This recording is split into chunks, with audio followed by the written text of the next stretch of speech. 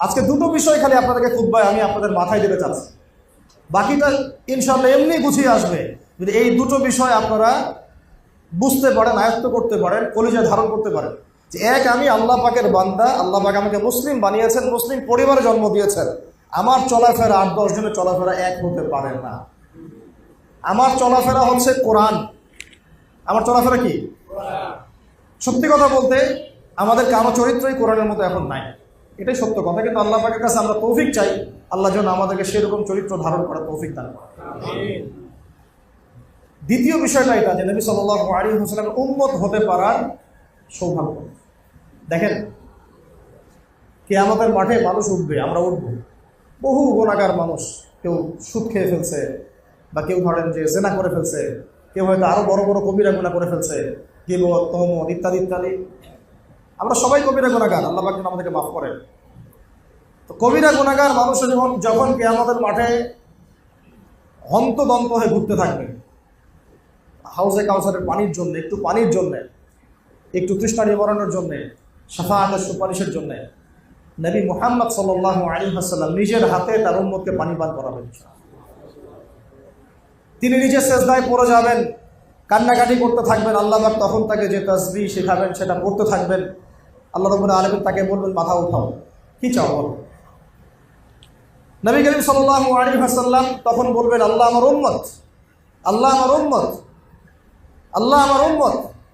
সমস্ত নবীগণ যেদিন বলতে থাকবেন, ইয়া নফসি, হে আমার নফস, আল্লাহ আমার নফস, আল্লাহ আমার নফস। আমাদের নবী মুহাম্মদ সাল্লাল্লাহু আলাইহি ওয়াসাল্লাম বলতে থাকবেন, হে আল্লাহ আমার উম্মত, হে আল্লাহ আমার উম্মত, হে আল্লাহ আমার উম্মত। আল্লাহ রাব্বুল আলামিন তাকে শাফাআত করার, সুপারিশ করার অনুমতি দিবেন। তারপর তিনি শাফাআত করবেন, সুপারিশ করবেন। অগণিত কবিরা গুনাহগার আল্লাহর বান্দাদেরকে তিনি জান্নাতে নিয়ে যাবেন। যার অন্তরে লা ইলাহা ইল্লাল্লাহ মুহাম্মাদুর রাসূলুল্লাহ ঠিক ছিল, এই মানুষগুলো জান্নাতে যাবে। এখন সেই নবী মুহাম্মদ সাল্লাল্লাহু আলাইহি ওয়াসাল্লাম যিনি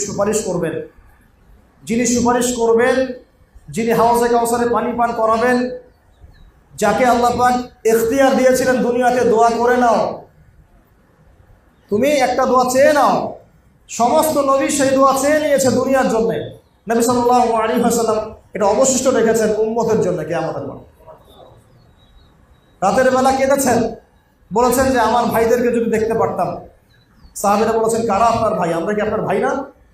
নবীজি বলছেন, তোমরা আমার সাহাবী, আমার ভাই তারা যারা তোমাদের অনেক পরে আসবে, তোমাদের পরে আসবে, আমাকে না দেখেই আমার প্রতি ঈমান নিয়ে আসবে। বলতে থাকলে এটা নিয়ে 1 ঘন্টা বলা যাবে, কিন্তু কথা হচ্ছে নবী সাল্লাল্লাহু আলাইহি ওয়াসাল্লামের উম্মত হওয়ার এই যে সৌভাগ্য, অনেক নবীগণ আশা করতেন যে আমরা শেষ নবীর উম্মত হব। এমনকি ইহুদি জাতি যাদের সাথে আমাদের এত দ্বন্দ্ব চলছে, এরাও মদিনায় ঘাটে গেলে কেন বসেছিল? ওরা শেষ নবীর উম্মত হওয়ার আশায় বসেছিল। শেষ নবী যখন বনু ইসমাইল থেকে আসছে, তারা মানে না, তারা মনে করে না বনু ইসমাইল থেকে না, বনু ইসরাইল থেকে আসতে হবে। হতভাগা জাতি, হতভাগা ইহুদির জাতি। এই জন্য আল্লাহ পাক বলেছেন, মাগদুব গায়রিল মাগদুবি আলাইহিম ওয়ালাদ-দাল্লিন। এরা মাগদুব, গজবপ্রাপ্ত। এরা ঈসা আলাইহিস সালামকেও স্বীকার করে নাই। ঈসা ইবনে মারিয়াম ছিল মাসীহ, তারা মাসীহকে চিনতে ব্যর্থ হয়েছে।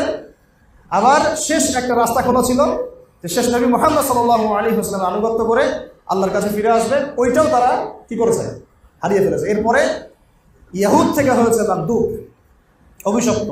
এরাই হবে দাজ্জালের অনুসারী, এবং এরাই দাজ্জালের সাথে দেখবেন এই বিশ্বের মধ্যে একেবারে ত্রাস সৃষ্টি করে ফেলবে, যেটা অলরেডি তারা করা শুরু করছে।